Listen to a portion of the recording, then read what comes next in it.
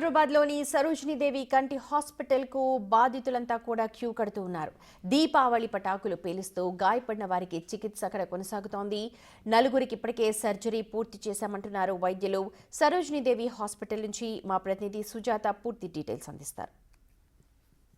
దీపావళికి టపాసులు పేలుస్తూ గాయపడినటువంటి వాళ్ళు సరోజినీదేవి కంటి హాస్పిటల్లో చికిత్స పొందుతున్నారు. రాత్రి 47 మంది అక్కడికి రాగా 43 మంది డిశ్చార్జ్ అవగా మరో నలుగురికి ఆపరేషన్ ఉండడంతో ఇక్కడ ప్రస్తుతం ట్రీట్మెంట్ అందిస్తున్నారు. చూడొచ్చు, ఇందులో 2 చిన్నారులు, మరో 2 పెద్దవారు ఉన్నారు. అయితే టపాసులు పేల్చేటువంటి సమయంలోనే ఆ టపాసుల నుంచి వచ్చినటువంటి ఫైర్ రావడం వల్ల వెంటనే వాళ్ళ కళ్ళకి గాయాలవ్వడము, వాళ్ళు హాస్పిటల్కి తీసుకొచ్చారు. ప్రస్తుతం చిన్న బాబుకి సర్జరీ అవసరం ఉండడంతోనే ఇక్కడ జాయిన్ చేసుకున్నారు. ఈరోజు సర్జరీ చేస్తారన్న వైద్యులు తెలియజేస్తున్నారు. వాళ్ళ కుటుంబ సభ్యులు ఉన్నారు.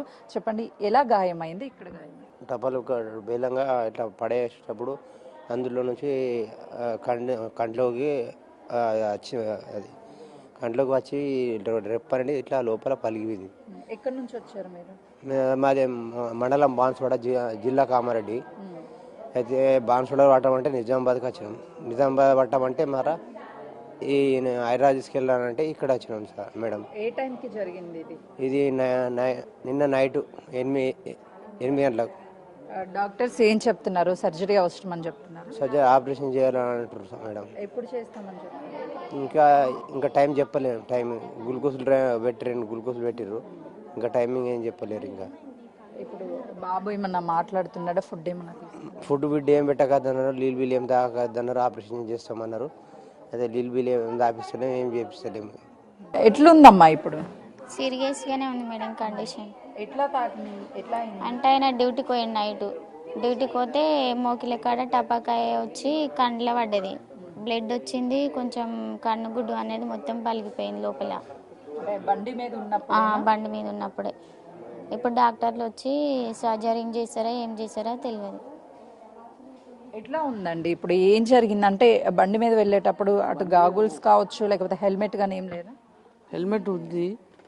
అది అందులో మఫ్లర్, చలికాలం వింటర్ కదా మేడం, మఫ్లర్ పెట్టిన హైట్ అయింది, ఊగుతుంది, తలపైన ఊగుతుందని ఆయన పక్కెట్టి ఒక 400 మీటర్ల దూరం పోయి ఇంకో అప్డేట్ ఇచ్చి రావాలి. Mission Bhagiratha tank.